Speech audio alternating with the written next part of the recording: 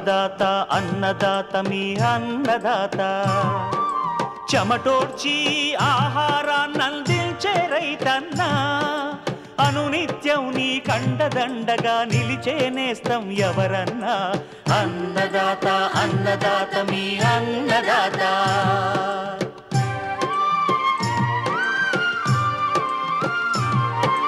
నూతన రీతుల సాగుబడికి నూరింతలు పెరిగే దిగుబడికి సూచనలిచ్చే సస్య రక్షణకు పశు పోషణకి శాస్త్ర విజ్ఞానం అందించి ముందుకు నడిపే తెలుగు రైతు భారతదేశానికి మకుటం అయ్యేలా తీర్చిదిద్దే ఆశయంతో మిమ్ము మేలు కొలిపేది అన్నదాత అన్నదాత అన్నదాత మీ అన్నదాత అన్నదాత అన్నదాత మీ అన్నదాత. అన్నదాత ప్రేక్షకులకు నమస్కారం. ఈనాటి ముఖ్యాంశాలు: వేసవి సొర సాగులో అధిక దిగుబడికి మెలకువలు, బడ్ చిప్ పద్ధతిలో చెరకు నారు పెంపకం వివరాలు, పూత పిందె దశలోని మామిడి తోటల్లో చేపట్టాల్సిన సస్యరక్షణ పద్ధతులు, ఇంకా జై కిసాన్ వ్యవసాయ సమాచారం.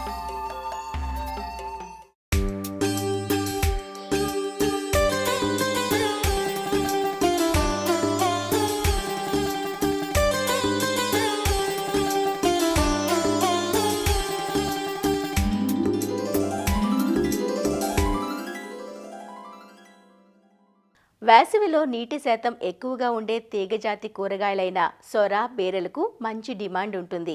ఈ డిమాండ్ను అందిపుచ్చుకునేందుకు ఈ పంటలను పందిళ్లకు ప్రాకించి సాగు చేస్తుంటారు.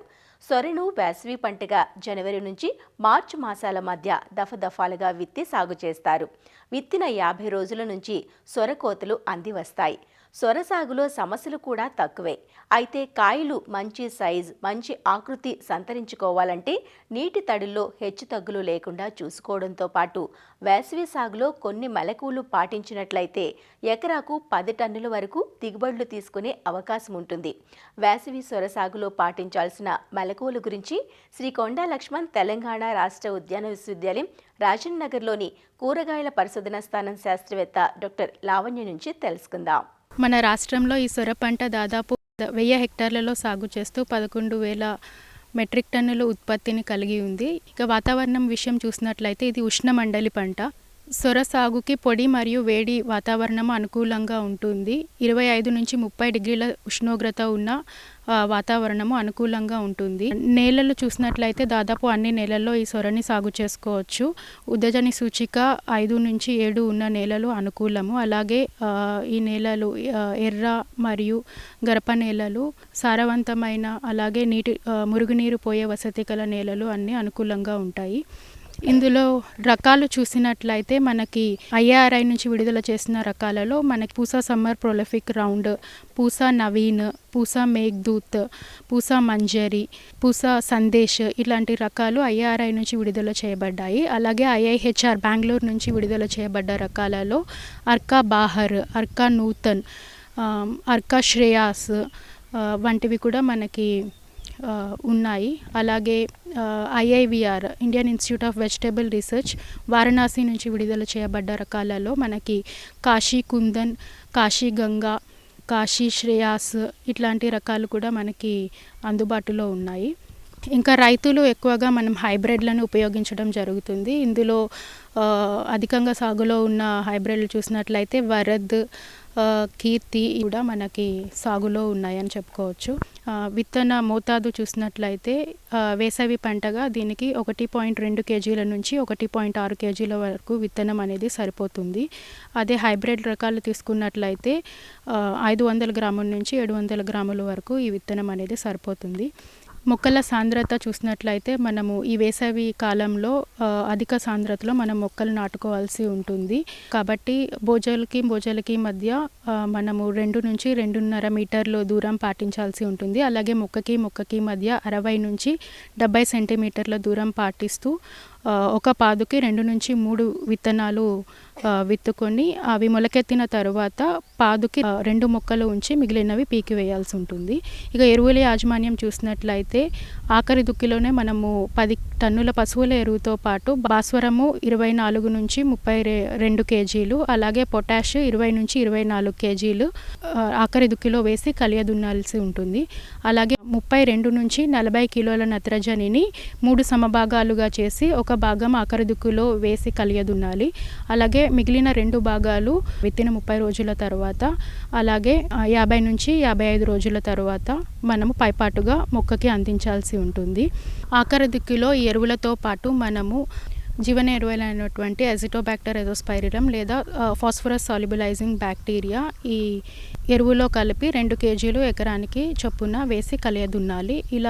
ఇలా వేయడం వల్ల మనము 50% వరకు ఈ రసాయనిక ఎరువుల వాడకాన్ని మనం తగ్గించుకోవచ్చు. నీటి యాజమాన్యంలో భాగంగా మనము ఈ వేసవిలో తడులు అనేది ఎక్కువగా ఇవ్వాల్సి ఉంటుంది. 2-3 రోజులకు ఒకసారి మనము నీటి తడులను అందించాల్సి ఉంటుంది. అంతర్కృషిలో భాగంగా కలుపు నివారణ మనము విత్తనాలు విత్తే ముందు కానీ లేకపోతే విత్తిన 24 గంటల లోపు కానీ ప్రీ ఎమర్జెంట్ హెర్బిసైడ్ పెండిమిథాలిన్ అనే మందుని 1.2 లీటర్లు మందుని కలిపి మనం ఎకరానికి పిచికారీ చేసుకోవచ్చు. అలాగే 30 మరియు 35 రోజుల తర్వాత కూలీలను పెట్టి లేదా గొర్రె సాయంతో మనం అంతర్కృషి అనేది చేసుకోవాలి. అలాగే ట్రైనింగ్ పద్ధతి అనేది ఈ సొరలో పాటించాల్సి ఉంటుంది. మామూలుగా కింద కూడా ఈ సొర అనేది పాదు లాగా వస్తుంది కాబట్టి మనం కింద కాకుండా పైకి ఎక్కించినట్లయితే పండాల్ ద్వారా లేదా ఒకవేళ పర్మనెంట్ ఈ పండాల్స్ లేకపోతే రైతులు ఐరన్ పోల్స్ ఉపయోగించి కానీ లేదంటే ఎదురు కర్రలు ఉపయోగించి కానీ పందిరి వేసుకొని ఈ సుతిలి తాడుతో కానీ లేకపోతే ట్రైనింగ్ వైర్తో కానీ మొక్కని పైకి ఎక్కించినట్లయితే ఈ పద్ధతి ద్వారా మొక్కకి గాలి వెలుతురు అనేది బాగా తగిలి చీడపీడలు ఆశించకుండా ఉంటాయి. అలాగే కాయ నాణ్యత కూడా మనకి బాగుంటుంది. అలాగే కాయ వంకర తిరగడం వంటివి కూడా మనము చాలా వరకు అధిగమించవచ్చు. ఈ పంట సస్యరక్షణ చూసినట్లయితే మనకి వేసవిలో సాధారణంగా ఈ రసం పీల్చే పురుగుల బెదడ అనేది ఎక్కువగా ఉంటుంది. దీనివల్ల మొజాయిక్ వైరస్ తెగుళ్ళు ఎక్కువగా వస్తూ ఉంటాయి. కాబట్టి ఈ రసం పీల్చే పురుగు ముఖ్యంగా తెల్లదోమని మనము అరికట్టడానికి ముందు నుంచే మనము వేప నూనె అనేది స్ప్రే చేసుకుంటూ ఉండాలి. ఈ వేప నూనె 10,000 ppm ఉన్నట్లయితే మనం 3 మిల్లీలీటర్లు లీటర్ నీటిలో కలిపి పిచికారీ చేసుకోవాలి. అలాగే మనము పొలంలో జిగురట్టాలని కూడా అమర్చుకోవాల్సి ఉంటుంది. ఉధృతి కనుక ఎక్కువగా ఉన్నట్లయితే ఈ మిడాక్లోప్రిడ్ అయితే 0.3 ml లీటర్ నీటిలో కలిపి పిచికారీ చేసుకోవాలి. ఫిప్రోనిల్ అయితే 2 ml లీటర్ నీటిలో కలిపి పిచికారీ చేసుకోవాలి. దిగుబడి ఇది ఎకరానికి వేసవిలో చూసినట్లయితే దిగుబడి 10 నుంచి 12 టన్నుల వరకు దిగుబడి వస్తుంది. ఈ యాజమాన్య పద్ధతులు పాటించినట్లయితే ఈ వేసవిలో ఈ రైతులు ఈ సొర నుంచి అధిక దిగుబడిని సాధించుకోవచ్చు.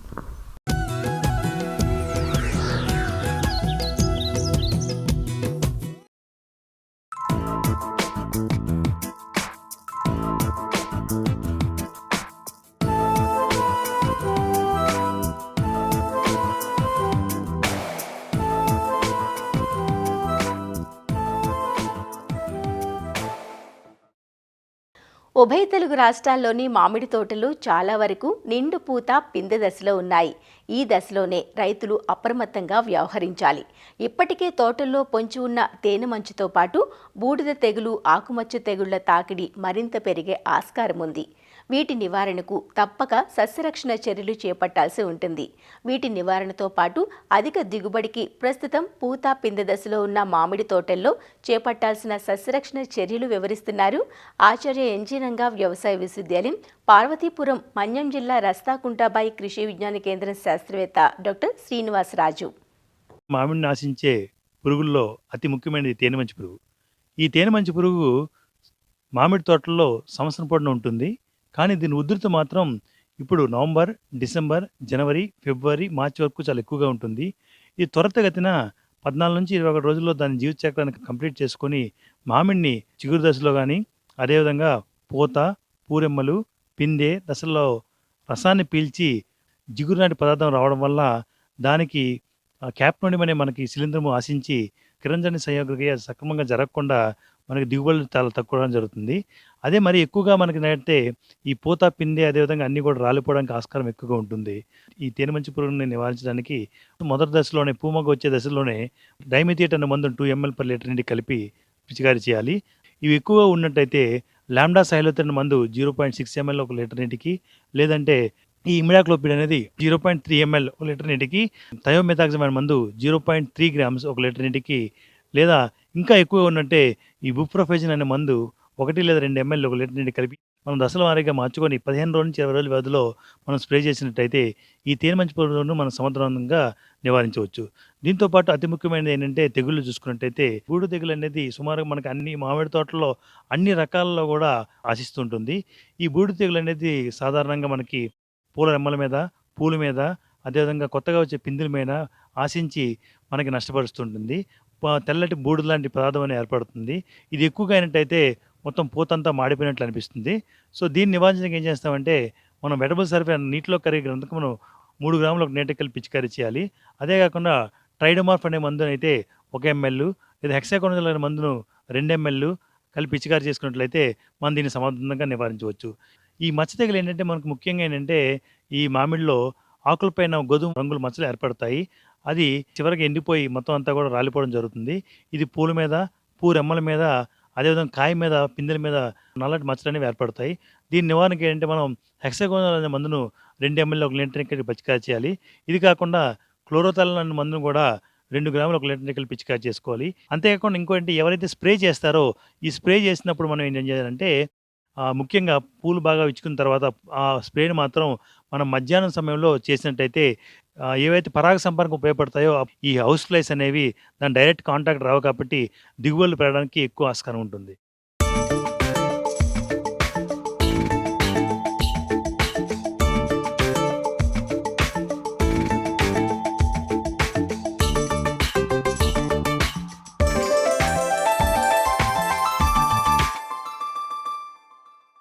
తీపిని పంచాల్సిన చెరకు గత కొన్ని సంవత్సరాలుగా రైతుకు చేదును చవి చూపిస్తోంది. ఇందుకు పెట్టుబడులు పెరగటం, ధరలు గిట్టుబాటు కాకపోవటం, దిగుబడులు తక్కువగా ఉండడం వంటివి కారణాలుగా కనిపిస్తాయి. ఈ పంట సాగులో అధిక ఖర్చు అయ్యేది విత్తన ముచ్చులకే. ఎకరాకు 3 నుంచి 4 టన్నుల వరకు విత్తనానికే ఖర్చు అవుతుంది. అలా కాకుండా చెరకు విత్తన ఖర్చు తగ్గించుకునే ఒక ఉత్తమ మార్గం గత కొన్నేళ్లుగా అందుబాటులో ఉంది. అదే ఒంటి కన్ను ముచ్చులతో నారు పెంచటం. దీనివల్ల ఒక అరటన్ను విత్తన గడలైతే సరిపోతాయి. ఖర్చు తగ్గడమే కాకుండా ప్రోట్రేలలో పెంచుకొని నారు నాటుకుంటాం కాబట్టి సాగు సమయం కూడా ఆదా అవుతుంది. పొలంలో మొక్కల సాంద్రత కూడా బాగుంటుంది. ఇన్ని ప్రయోజనాలున్న ఒంటికన్ను ముచ్చెలు లేదా బడ్ చిప్ పద్ధతిలో చెరకు నారు పెంపకం గురించిన వివరాలను మనకందిస్తున్నారు సంగారెడ్డి జిల్లా జహీరాబాద్ DDS కృషి విజ్ఞాన కేంద్రం శాస్త్రవేత్త రమేష్. మన తెలంగాణ రాష్ట్రంలో చూసుకున్నట్టయితే దాదాపు 50,000 హెక్టార్లలో చెరుకు సాగు అవుతుంది. ప్లస్ 37 లక్షల టన్నుల దిగుబడి అనేది కూడా వస్తుంది. అయితే ఈ కాలంలో రాను రాను మన దిగుబడి అనేది తగ్గిపోతుంది. దానివల్ల విస్తీర్ణం అనేది కూడా తగ్గిపోతుంది. దానికి ముఖ్యమైన 2 కారణాలు. ఒకటేమో పంట దిగుబడి తగ్గిపోవడం, ఒకటేమో సాగు ఖర్చులు అనేది పెరిగిపోవడం. ఇంకోటి కూలీల కొరత కూడా చాలా ఎక్కువగా ఉంది కాబట్టి ఈ విస్తీర్ణం అనేది తగ్గుతుంది. అయితే దీంట్లో మనము ఈ చెరుకు సాగు చేయడానికి 45 నుంచి 50,000 వరకు ఖర్చు వస్తుంది ఎకరాకు. అయితే దాంట్లో ముఖ్యంగా 45 నుంచి 50% విత్తన ఖర్చు అనేది ఉంటుంది. అయితే మనం సాధారణ పద్ధతిలో 3 నుంచి 4 టన్నులు అనేది చెరుకు అనేది నాటుకుంటాం. 3 ముచ్చెలు కానీ 2 ముచ్చెల పద్ధతిలో అయితే మనం 3 నుంచి 4 టన్నులు అనేది వాడుకుంటాం. అయితే ఇది బడ్ చిప్ విధానంలో మనము 1 టన్ను విత్తనం అనేది మనం చెరుకు అనేది సరిపోతుంది. అయితే మనం ఈ విధానంలో ఏం చేస్తామంటే 6 నుంచి 8 నెలలు ఉన్న లేవడి తోటల నుంచి మనము విత్తనం అనేది సెలెక్ట్ చేసుకోవాలి. దాంట్లో ముఖ్యంగా పురుగులు తెగుళ్ళు ఎక్కువ ఉన్న పంటల నుంచి విత్తనం అనేది సేకరించరాదు. దాంట్లో మనము ఈ బడ్ చిప్ అనే మిషన్ ఉంటుంది. లేకుంటే ఒక అర్ధచంద్రాకారం ఒక కత్తితో మనము ఈ చిన్న చిన్న అంటే కణుపులు మాత్రమే కట్ చేసుకొని మిగిలిన చెరుకు అంతా మనం చక్కెర ఫ్యాక్టరీ కానీ బెల్లం కానీ పంపించుకుంటే మనకు అది అదనపు ఆదాయం కూడా వచ్చే అవకాశం ఉంటుంది. అయితే మనము ఒక టన్నులో 7,500 నుంచి 8,000 మొలకలు అనేది మనము తయారు తీసుకుంటాము. దాని తర్వాత మిగిలినది మనం ఫ్యాక్టరీకి అనేది పంపించుకుంటాము. అయితే ఈ ఒక ఎకరాకు మనకు 7,500 మొలకలు అనేది సరిపోతుంది. దీంట్లో మనము ఒక 100 కిలోలు అనేది మనం విత్తనం కట్ చేసుకున్న తర్వాత మిగిలిన 900 కిలోలు అనేది దాని నుంచి మనం బెల్లం కూడా గానుగా ఆడించుకొని బెల్లం తయారు చేసుకుంటే కూడా మనకు ఒక 90 కిలోల వరకు బెల్లం కూడా వస్తుంది మన దగ్గర. అయితే ఇది ఫస్ట్ మనం చేయాల్సింది ఏంటంటే ఈ కట్ చేసుకున్న దానికి విత్తన శుద్ధి చేసుకోవాలి. 1 మిల్లీలీటర్ ప్రొపికోనజల్తో 1 లీటర్ నీటిలో కలిపి మనం ఒక 25 నుంచి 30 నిమిషాలు దాంట్లో నానబెట్టి తర్వాత మనము ప్రోట్రేస్ అంటే మనం 50 కానీ 60 కానీ క్యావిటీస్ ఉన్న ప్రోట్రేస్లో మనము ఈ చెరుకు కన్నులు అనేది ఒక 50% కోకోపీట్ నింపిన తర్వాత మనము కన్నులు పైకి ఉండే విధంగా పెట్టుకొని తర్వాత మిగిలిన కోకోపీట్ అంతా పైన నింపేసేయాలి. ఇలా నింపి తర్వాత రోజ్ క్యాన్తో నీళ్లు పోసేయాలి. అయితే మనం ముఖ్యంగా చెరుకు నాటడం అనేది నవంబర్ లాస్ట్ నుంచి ఫిబ్రవరి మార్చి వరకు జరుగుతుంటుంది. అయితే ఈ టైంలో మనకు ఎక్కువ అంటే మనం ఎక్కువ ఎండలు ఎక్కువ ఉండవు, మనం ఎక్కువ చలి ఉంటుంది కాబట్టి మొలక శాతము తగ్గడానికి అవకాశం ఉంటుంది, అంటే మొలక సరిగా రావడానికి అవకాశం ఉండదు. కాబట్టి మనం ఏం చేయాలంటే ఒకటి బడ్చిప్ విధానంలో ఒకటి పాలీ హౌస్ ఒకటి తీసుకోవాలి, ఒకటి 50% షేడ్ నెట్ ఉన్నది గ్రీన్ హౌస్ ఒకటి ఉండాలి. అయితే మనం పాలీ హౌస్ ఎందుకు తీసుకుంటామంటే ఈ మనం ట్రేస్లో వేసిన మొలకలన్నీ ఇస్తాం కదా, ఆ ట్రేస్లన్నీ ఒకదాని మీద ఒకటి పేర్చి దానికి ప్లాస్టిక్ కవర్ చుట్టేసి మనం ఈ తేమ అనేది ఎక్కువగా పెంచుకుంటే మొలక అనేది తొందరగా రావడానికి అవకాశం ఉంటుంది. మనకు 4 రోజుల్లో మొలక అనేది అబ్జర్వ్ చేస్తాం అన్నట్లు. అది ఒకదాని నుంచి దానిపైన ఒకటి ఉన్న ట్రేస్ని సపరేట్ చేసి 50% షేడ్ నెట్ ఉన్న దాంట్లో మనం పెట్టుకుంటే వరుసగా పేర్చుకున్నట్టయితే ఈ మనం 4వ రోజు నుంచి 25 రోజుల వరకు మనం ఈ షేడ్ నెట్లో అనేది ఉంచుకోవచ్చు. అయితే మనం దీంట్లో ముఖ్యంగా చేయాల్సింది ఏంటంటే దీంట్లో తీసుకోవాల్సిన జాగ్రత్తలు ఏంటంటే మనం బడ్ చిప్లో కట్ చేసేటప్పుడు ఏమన్నా మొలకలు కన్నుకు దెబ్బ తాకినా కానీ లేకుంటే ఏమన్నా రోగం ఉన్నాయి కానీ లేకుంటే ఏమన్నా సరిగా మొలక రానివి చిన్నవి ఉంటే మనం తీసి పక్కకు పడేసుకొని విత్తన శుద్ధి చేసిన దానికి మనం పెట్టుకోవాలి. ఇంకోటి మనం విత్తనం తీసుకునేటప్పుడు కూడా 6 నుంచి 8 నెలలు ఉన్న మొలకలు ఉన్నాయో తీసుకోవాలి. దీంట్లో మనకు అడ్వాంటేజ్ ఉపయోగాలు చూసుకున్నట్టయితే ఏముంటాయంటే మనకు ఈ పిలకలు అనేది ఎక్కువ రావడానికి అవకాశం ఉంటుంది. ఇంకోటి పిలకలు ఎక్కువ వచ్చి ఒకేసారి ఎదుగుదల అనేది కూడా యూనిఫామ్గా ఉంటుంది. దీంట్లో మనం గడల వెయిట్ కూడా క్లెమ్ వెయిట్ అంటాం, అది కూడా ఎక్కువ రావడానికి అవకాశం ఉంటుంది. దీంట్లో చక్కెర శాతం కానీ దిగుబడి కానీ ఎక్కువ ఉంటుంది. ఇంకోటి మనం దూరం అంటే జంటసాల పద్ధతిలో నాటుకుంటే ఇంకా బాగుంటుంది. ఇంకోటి మనము కలుపు కానీ ఏదైనా పవర్ టిల్లర్ అట్లా ఉపయోగించి మనం కలుపు కూడా నివారించుకోవచ్చు మనం ఈ దూరం సార్లు ఉండడం వల్ల.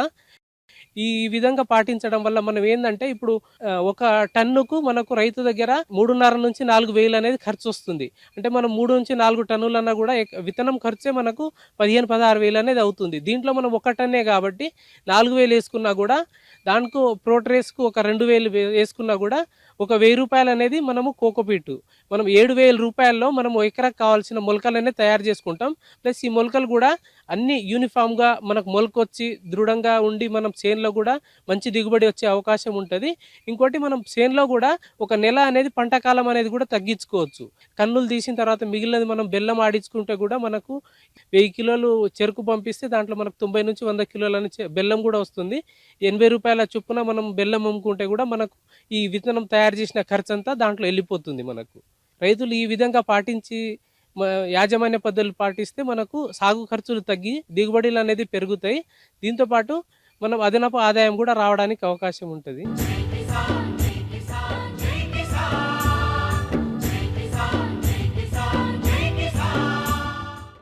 వ్యవసాయ సమాచారం ఇప్పుడు జై కిసాన్లో చూద్దాం.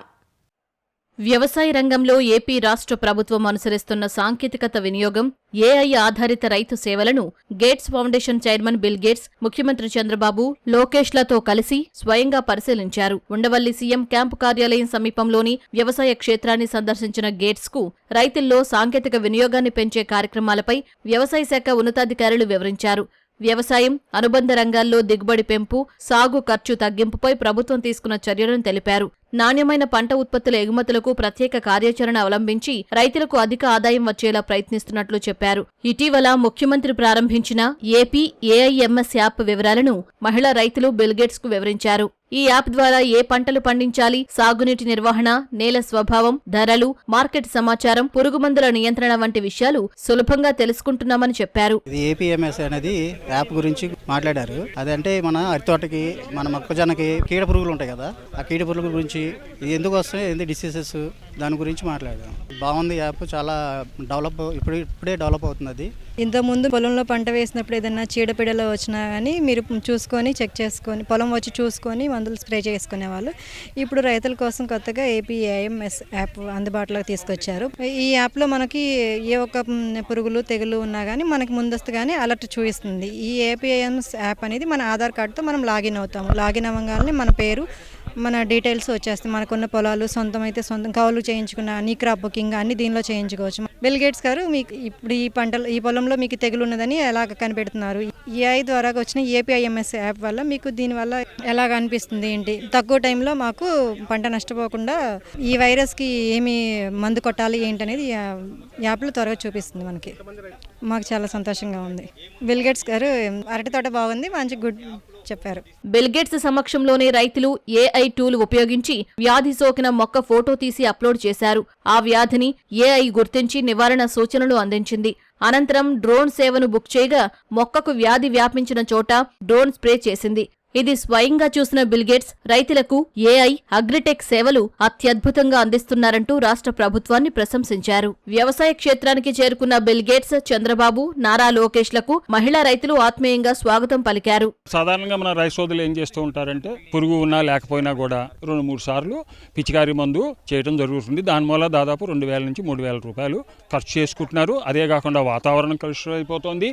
అదే కాకుండా మనకి ఏవైతే మేలు చేసే పురుగులు ఉన్నాయో పొలంలో అవి కూడా చచ్చిపోతున్నాయి. కాబట్టి దీనికి AP AIIMS agriculture information and management system ఏదైతే ఉందో ఇది వాసర్ ల్యాబ్స్ ద్వారా ఈ టెక్నాలజీని గవర్నమెంట్ ఆఫ్ ఇండియా అగ్రికల్చర్ డిపార్ట్మెంట్కి మేము అందించడానికి ఈ టెక్నాలజీ అనేది మనం తీసుకొచ్చాం. దీంట్లో ఫార్మర్స్ కోసం ఫార్మర్ యాప్ అనేది మనం డెవలప్ చేయడం జరిగింది. ఒక రైతు కనుక ఈ యాప్లో నమోదైతే అతనికి ఎక్కడ ఏ పొలాలు ఉన్నాయి, దాని విస్తీర్ణం ఎంత, ఏ పంట వేశారు, ఏ రోజు వేశారు, ఆ వివరాలన్నీ మనకు దాంట్లో ఆటోమేటిక్గా మన బ్యాక్ ఎండ్లో ఉంటాయి. ఎప్పుడైతే రిజిస్టర్ అయ్యారో ఈ ఫార్మర్కి ఆ పంట మీద కనుక ఏదైనా తెగులు కానీ పురుగు కానీ వచ్చే అవకాశం ఉంటే ఒక అలర్ట్, ఒక వారం రోజుల ముందరే అలర్ట్ అనేది ఫార్మర్కి వెళ్ళిపోతుంది. ఎప్పుడైతే అలర్ట్ అయిందో ఫార్మర్ ఏం చేస్తారో ఏమంటే పొలంకి వెళ్ళి చూసుకుంటారు. ఎప్పుడైతే చూసుకున్నారో ఈ తెగులు కానీ పురుగు కానీ ఉన్న లక్షణాలు కనుక కనిపిస్తే దాన్ని ఫోటో తీసి అప్లోడ్ చేస్తే ఇమ్మీడియట్గా ఆ యాప్లో వితిన్ సెకండ్స్ ఇది ఏ పురుగుకి సంబంధించింది, ఏ తెగుళ్ళకి సంబంధించింది, దీని లక్షణాలు ఏంటి, దీన్ని నివారించడానికి మనం కెమికల్స్ వాడచ్చు అనే వివరాలన్నీ వచ్చేస్తాయి. అప్పుడు రైతు ఆ యాప్ ద్వారా మనకి డ్రోన్ని ఇండెంట్ చేసుకుని ఆ డ్రోన్ స్ప్రేయింగ్ సదుపాయం కూడా తీసుకోవచ్చు. ఈ యాప్లో వాయిస్ కూడా ఉంది, ఏఐ అసిస్టెన్స్ వాయిస్ కూడా ఉంది. ఈ రైతులు ఈ సద్వినియోగం చేసుకుని ఎక్కువ మంది డౌన్లోడ్ చేసుకుని వాళ్ళు ఉపయోగించాల్సిన కోరుకుంటున్నారు. ఆంధ్రప్రదేశ్ ప్రభుత్వం రైతుల కోసం ఏపీఎంస్ 2.0 యాప్ లాంచ్ చేసింది. అదొక ఫార్మర్ యాప్. అందులో రైతులకు కావాల్సిన అన్ని సమాచారం, ఇప్పుడు తెగులు లేదా పురుగులు ఏమైనా పడతాయా, వచ్చే అవకాశం ఉందా, ఇలాంటి సమాచారం అంతా అందిస్తూ ఒకవేళ తెగులు పట్టినా పురుగు పట్టినా దాని ఫోటో తీసి ఆ యాప్లో అప్లోడ్ చేస్తే అది ఏ రకమైన తెగులు, దానికి సంబంధించిన సొల్యూషన్ ఏంటి, ఏ మందులు వాడాలి, ఎలా వాడాలి, ఇవన్నీ ఆ యాప్లో ఉన్నాయి. ఇదంతా కూడా ఏఐ ఎనేబుల్డ్ యాప్. ఇదంతా సమాచారం ఆ యాప్ అందిస్తుంది. అలాగే డ్రోన్ కూడా దాంట్లోనే బుక్ చేసుకోవచ్చు. ఊబరైజేషన్ ఆఫ్ డ్రోన్స్ అన్నది కూడా ఆ యాప్లోనే తీసుకొచ్చారు. సో ఇవన్నీ కూడా మేము బిల్ గేట్స్ గారికి చూపించాం. మన సీఎం గారు కూడా పక్కనే ఉన్నారు, ఆయన చాలా అప్రిషియేట్ చేశారు. ఇవాళ మేము బిల్ గేట్స్ గారికి, చంద్రబాబు నాయుడు గారికి మేము 2 రకాల స్పెషలైజ్డ్ డ్రోన్స్ చూపించాము. 50 లీటర్ల డ్రోన్, ఇంకొకటి టార్గెటెడ్ స్ప్రేయింగ్.